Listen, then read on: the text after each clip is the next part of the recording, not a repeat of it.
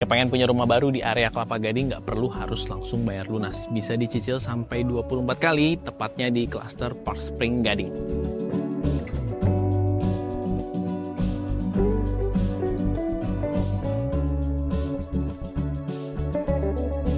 Klaster ini lengkap banget, sekarang lagi pembangunan. Bisa kelihatan ya, di belakang saya lagi pembangunan. Di area sini juga pembangunan, karena ini nanti akan dibuka areanya. Cuma sementara yang baru dipasarkan di area samping-samping sini nih. Yap, kalian nggak salah dengar, bisa dicicil sampai 24 kali langsung ke developer tanpa perlu proses ke bank. Kalau bank itu kan jatuhnya KPR ya. KPR juga bisa, tapi kalau yang cicil sampai 24 kali langsung ke developer tanpa ribet, tanpa proses apapun, bisa. Akses jalannya besar sekali. Ini ada 8 meter kayaknya nih. Bisa 2 mobil. Ini kantor marketing galerinya, nanti akan dibuat jadi fasilitas umum.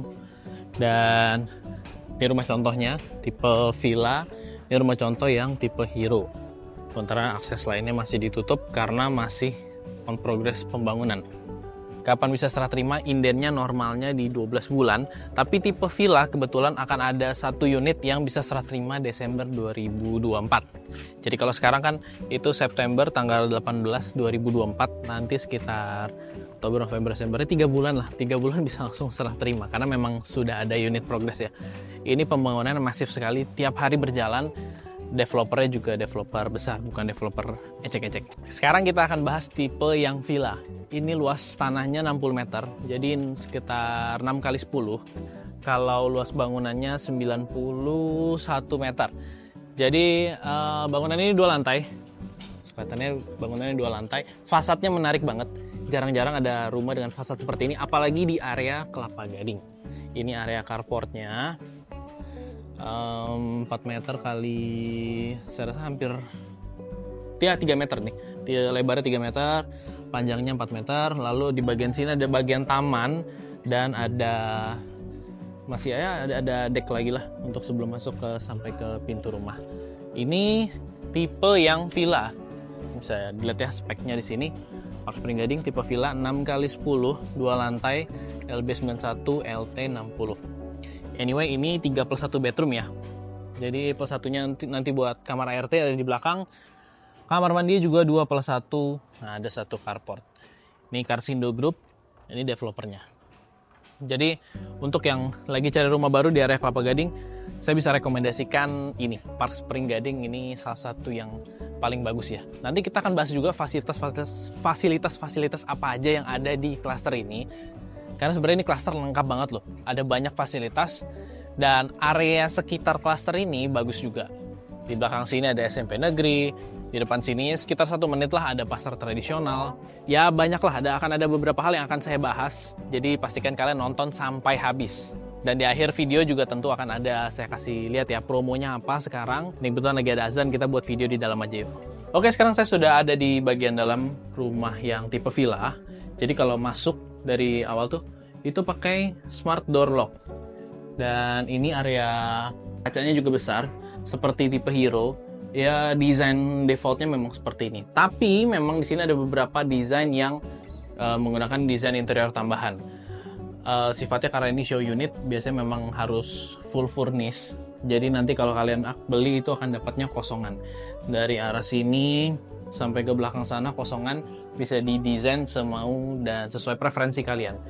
Yang pasti kalau di show unit, setelah masuk akan ada ruang menonton, ruang TV, dan ada beberapa kabinet-kabinet ya untuk taruh barang ya, untuk taruh storage. Lalu ada sofa, ini custom. Jadi sofanya memang di custom dari ujung sini sampai ke ujung sana. Di bagian bawahnya juga ada kabinet-kabinetnya. Nah, ini langsung masuk ke bagian area ruang makan juga. Ini juga ada kabinet banyak sekali. Dan nggak lupa ada cermin. Cermin ini fungsinya ya cukup bagus ya kalau untuk di rumah kecil. Banyak cermin seperti ini supaya kelihatan lebih lega gitu. Jadi, nah ini kan enak kan? Jadi berasanya tuh lega aja gitu rumah. Sampai ke tangga-tangga pun ada cerminnya. Nah, di sini area bawah bisa dipakai untuk area storage juga ya, area bawah tangga.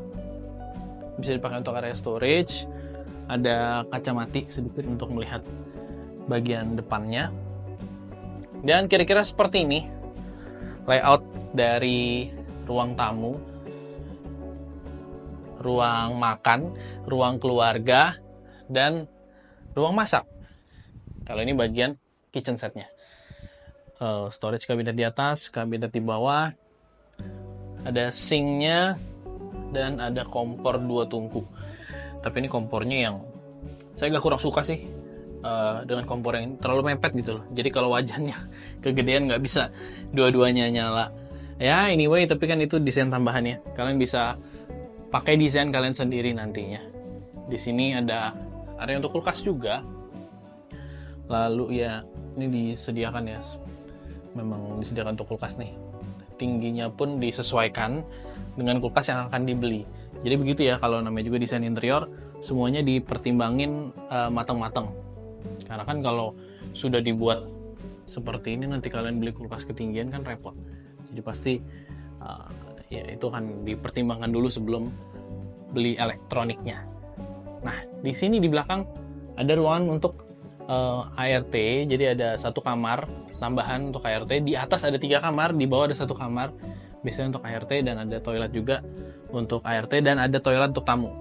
Kita buka dulu.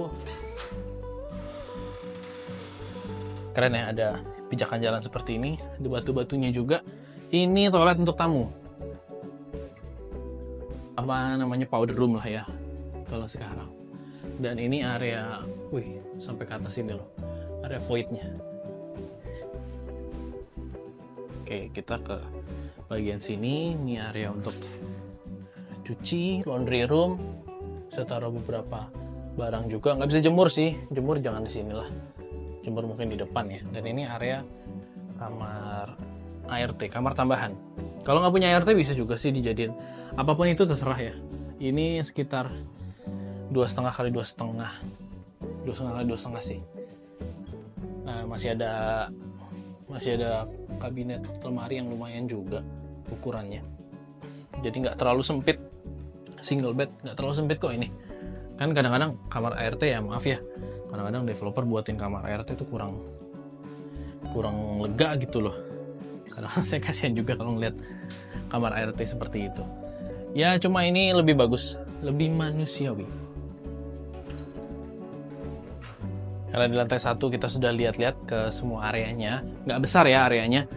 Sekarang kita ke lantai 2. Di lantai 2 akan ada 3 kamar. Yang pertama master bedroom, yang kedua dan ketiga itu kids bedroom. Jadi sudah pasti kids bedroom nggak akan besar-besar banget, tapi cukup. Sekarang kita langsung lihat aja ke lantai 2.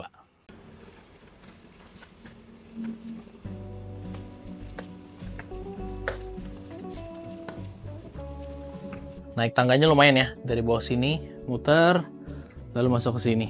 Ini akan ada pintu, ada pintu, ada pintu, dan ada pintu. Dan ini ada kaca besar sekali, kaca mati. Nah kalau ini bisa dibuka untuk ventilasi udara. Coba kita buka. Wah, itu atas nggak ditutup tuh anyway. Jadi ada kesan apa ya, skylight gitu ya. Tapi lebih daripada itu, bukan cuma estetika. Kalau di atas terbuka seperti itu enak ya. Jadi udaranya ngalir turun. Nah, yang namanya udara kan bagian depan kebuka, bagian belakang kebuka. Biasanya kan kalian kalau ada di rumah, kalau lagi kebuka pintu depan dan pintu belakang kebuka, pasti kan udara langsung kenceng. Kadang-kadang nutup pintu bisa jadi jeblak langsung kayak seperti itu. Enaknya itu kalau ada seperti ini. Jadi sirkulasi udara bisa tinggal dibuka aja langsung ngalir dia ke dalam sini. Oke, sekarang kita masuk ke kids bedroom dulu. Nah, kids bedroomnya seperti ini. Bagus, nice. Kecil tapi lumayan lengkap. Storage-nya ini tinggi-tinggi sekali sih. Sebenarnya untuk kids bedroom saya juga bingung storage setinggi ini itu buat apa. Kita aja orang dewasa nggak nyampe, apalagi anak kecil ya. Mungkin bisa difungsikan untuk taruh-taruh barang. Nah, kalau ini untuk wardrobe-nya, lagi-lagi saya harus note ke kalian yang nonton, ini tuh desain interior, jadi nggak standar. Nanti akan dapatnya kosongan, jadi nggak seperti ini. Nah, ini ada bunga-bunga gini, ada warna pink. Mungkin dikesankan untuk anak perempuan ya. Tuh. Nah, sekarang kita masuk ke kids bedroom satunya lagi. Kalau desain bedroom satu lagi seperti ini. Interiornya dibuat seperti ini, kasurnya di atas, tangganya lewat sini. Kuat sih tangganya. Kecil ya, cuma ya kecil karena kan untuk anak. Jadi nanti bisa tidur di sini. Ini kalau standar desain interiornya, tapi nanti pasti akan kosongan. Bisa juga dibuat seperti ini supaya di bawahnya tuh bisa dipakai lagi.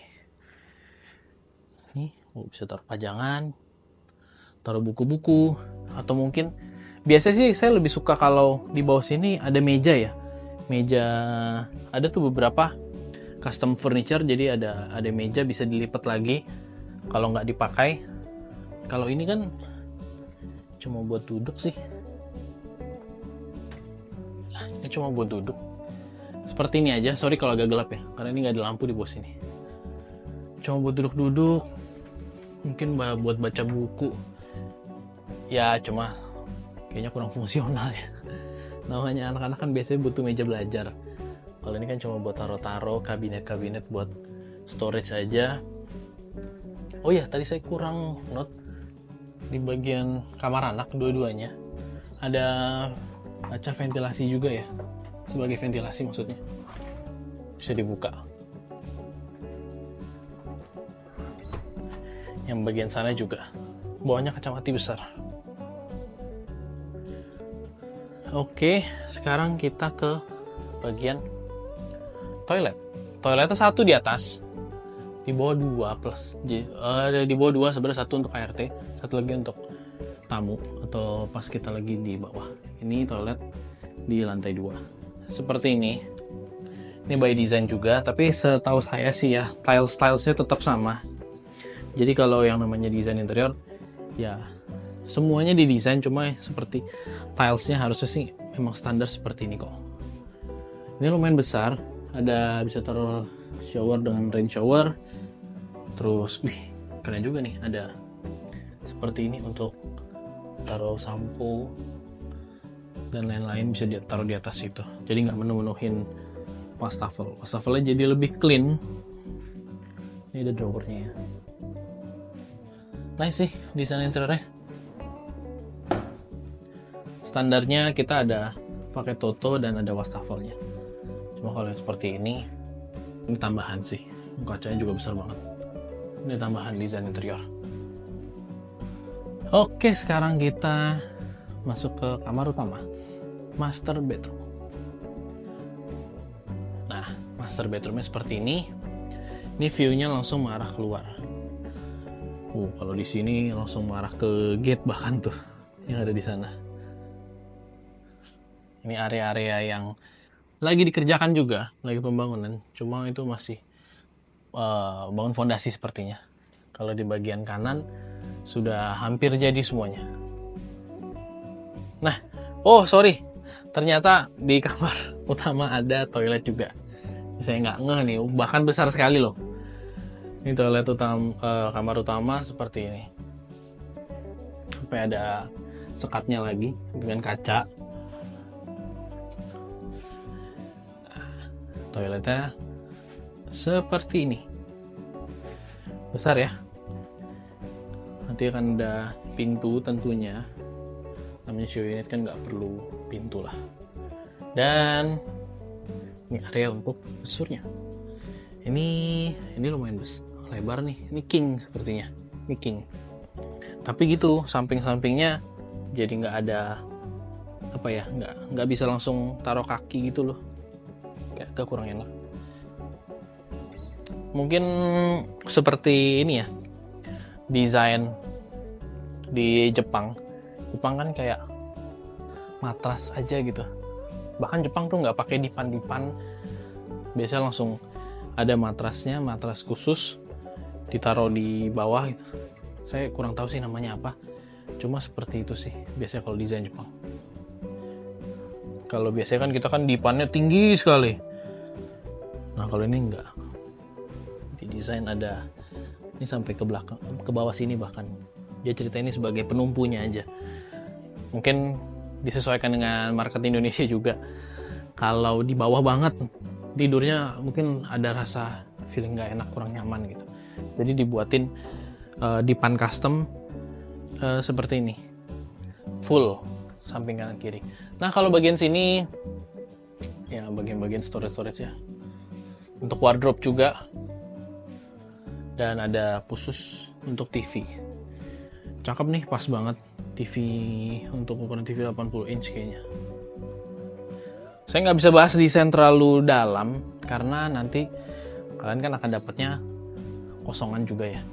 Jadi buat apa juga bahas desain terlalu dalam. Yang penting layout dulu. Layout di kamar di lantai 2 berarti ada 3 kamar dan ada 2 toilet. Toilet pertama yang di sini depan tangga langsung ada toiletnya. Lalu di yang kedua ada di main bedroom. Sebenarnya sih samping-sampingan ya. Di belakang tembok ini berarti lah ada toilet lagi.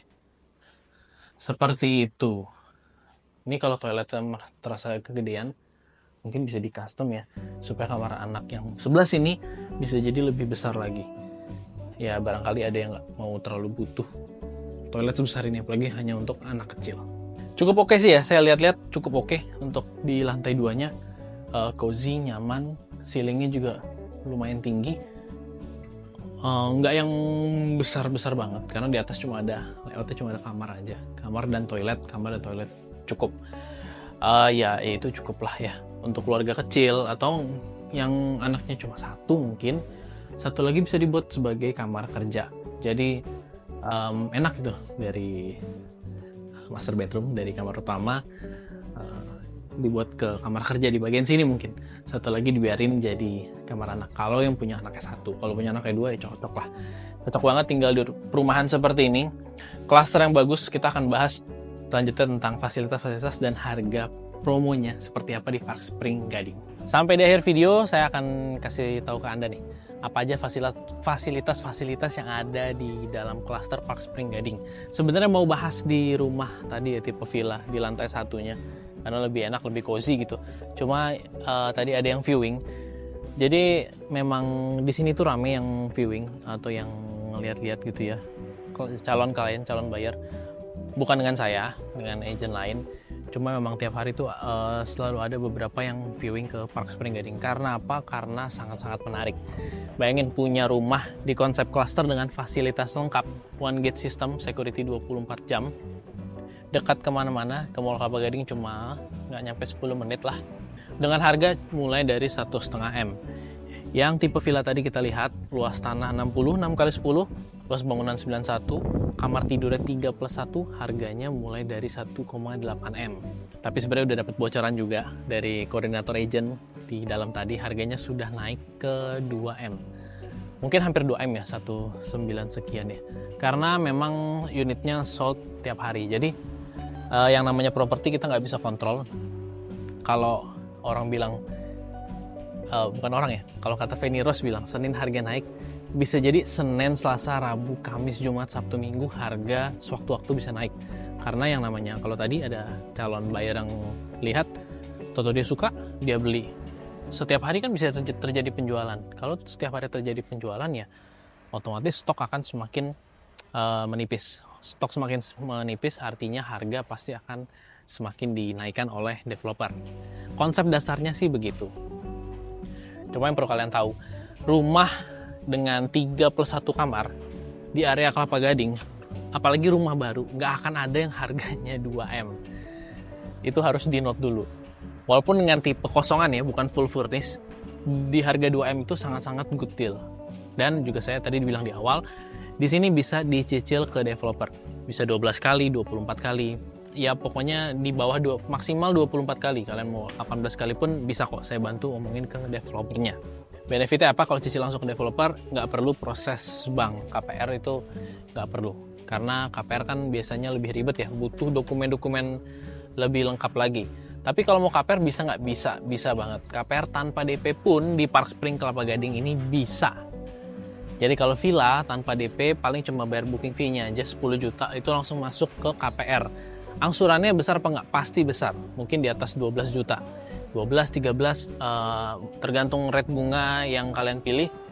Kan bunga KPR itu macam-macam banget. Kalau setahun berapa, 5 tahun berapa, 10 tahun berapa, itu sangat bervariatif. Sangat bervariasi maksudnya. Ya, jadi itu nanti bisa disesuaikan cicilan dengan kemampuan bayar kalian. Yang pasti hal paling menarik dari program promo Park Spring Gading itu, menurut saya pribadi sih ada dua ya. Yang tadi cash bertahap yang paling menarik, cash bertahap 24 kali ke developer, dan juga KPR tanpa DP. So, kalau kalian pengen punya cara bayar seperti itu, keliling aja coba ke Kelapa Gading. Nggak akan ada yang seperti itu. Karena satu, memang Kelapa Gading klaster-klaster perumahan lama, jadi sudah ke pemilik, bukan ke developer lagi. Developer kalau Kelapa Gading itu dulu banyaknya dibangun oleh Sumarekon. Sekarang udah nggak ada bangunan baru lagi, jadi nggak akan bisa beli ke developer. Kecuali kafling komersial, itu pun juga sewa-sewa aja. Terus kalau mau beli ke pemilik, misalkan saya udah punya rumah, saya mau jual, terus Anda minta ke saya cicil dong bayarnya 24 kali, bisa nggak? Ya saya mana mau. Saya sebagai pemilik rumah yang mana mau. Mungkin orang-orang lain juga pasti nggak akan ada yang mau. Biasanya kan transaksi langsung cash, transaksi di notaris, setelah itu pembayaran langsung AJB gitu di notaris untuk balik nama, setelah itu pembayaran langsung cash full. Kalau di sini bisa dicicil. Sebenarnya developer itu banyak kok yang bisa dicicil. Rata-rata developer bisa juga cicil, tapi mungkin paling rata-rata sampai 12 kali aja. Ini ada kelonggaran sampai 24 kali. Tapi saya bisa kasih tahu ke Anda, di Kelapa Gading nggak ada lagi developer seperti ini. Dengan harga semurah ini dan bisa dicicil sampai 24 kali, itu sangat-sangat good deal. Mungkin saya tadi udah sempat kasih tahu kalian ya, developer itu Karsindo Group. Project apa aja mereka udah buat, project Wisma Asri. Perumahan totalnya 20.000 unit. Ada Mega Bekasi Hypermall. Itu hypermall yang buat developer ini, Karsindo Group. Juanda Apartment di Jakarta Pusat. Santika Hotel Bekasi. Santika Hotel kan banyak di Bekasi, kebetulan dengan MICE terbesar di Bekasi. Jadi itu mungkin dipakai untuk banyak event dan acara-acara ya. Itu yang buat developer ini juga. Dan The Live Residence. Itu di 17 hektar di Parung Panjang. Besar sekali loh. Jadi intinya kalian nggak perlu khawatir soal developer, karena ini sudah terjamin. Ini pun lagi dibangun kok, semua juga lagi dibangun. Semua pembangunan lagi berjalan. Yang bahaya tuh kalau pembangunan kelihatan mangkrak. Developer nggak menyelesaikan pekerjaannya atau hanya setengah jalan. Mungkin mereka running out of money, atau apapun ada masalah internal mereka, tapi jangan khawatir kalau di Park Spring Gading ini aman. Nah, di sekitar area Park Spring Gading, saya bisa pastikan juga ke Anda, kalau ini adalah satu-satunya konsep cluster dengan gate yang mewah sekali dengan security 24 jam. Gate-nya tadi bisa dilihat ya, nggak ada lagi lah cluster-cluster seperti ini. Kalau dicari di area Serpong, BSD mungkin banyak, tapi kalau di Kelapa Gading nggak ada lagi yang seperti ini. Harga rumah 1,5 M, gate-nya sebesar itu, buset. Saya aja kaget lah sejujurnya. Oh iya, dan lengkap juga dengan CCTV, jadi keamanan ini sangat terjamin lah kalau tinggal di Park Spring Gading. Nah, fasilitas selanjutnya, selain one gate system, ada juga Zen Garden, ada fish feeding pond, ada tea house, ada natural playground, ada outdoor gym, ada hidden yoga spot, ada reflexology, ada area jogging path, dan ada multi-purpose area. Intinya nanti klaster ini akan dibangun sesuai konsep Jepang. Jadi Japanese minimalist konsep gitu deh. Japanese balance living, kalau dari mereka sih bilangnya seperti itu. Tapi saya bisa melihat kok, ini bakal jadi area yang zen banget gitu ya. Ini sore-sore, bahkan baru jam 3:30. Ya memang masih agak panas sedikit, cuma enak. Anginnya tuh semilir, jadi ada angin, nggak di area yang gersang sekali. Karena nanti ini juga akan ditanam-tanamin. Namanya juga konsep Jepang. Jepang kan bukan area yang gersang banget juga, kita tahu. Pasti ya enak lah serasa tinggal di Jepang gitu kalau di Park Spring Gading. Dan satu lagi saya juga bisa pastikan ini area yang bebas banjir, karena di depan sini langsung jalan raya Tipar.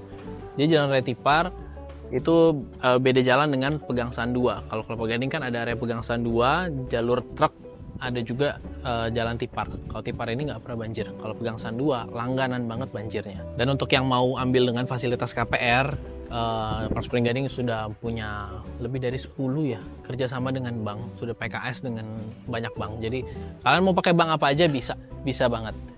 Seperti itu tadi, kalau KPR ada program KPR Express alias KPR cuma ya DP-nya dari booking fee aja 10 juta. Kalau mau langsung ambil itu juga bisa banget. Dan saya bisa pastikan ke Anda dalam waktu beberapa bulan ini sampai ke akhir tahun, kemungkinan besar ini akan habis stoknya.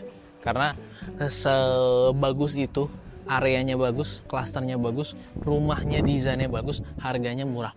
Udah, jangan tunggu apa-apa lagi. Kalau lagi cari rumah, terutama rumah baru di area Kelapa Gading, langsung aja pilih Park Spring Gading dan yang pasti beli sama saya dong. WA saya di bawah sini, kalian boleh tanya-tanya apapun itu tentang Park Spring Gading, saya akan bantu semaksimal mungkin. Kalau kalian juga mau cek lokasi, bisa saya temenin dan kita bisa ngobrol lebih lanjut lah. Kalau kalian suka, saya bisa rekomendasikan, sangat-sangat rekomendasikan di klaster Park Spring Gading ini. Oke, thank you semuanya, sampai jumpa di video berikutnya.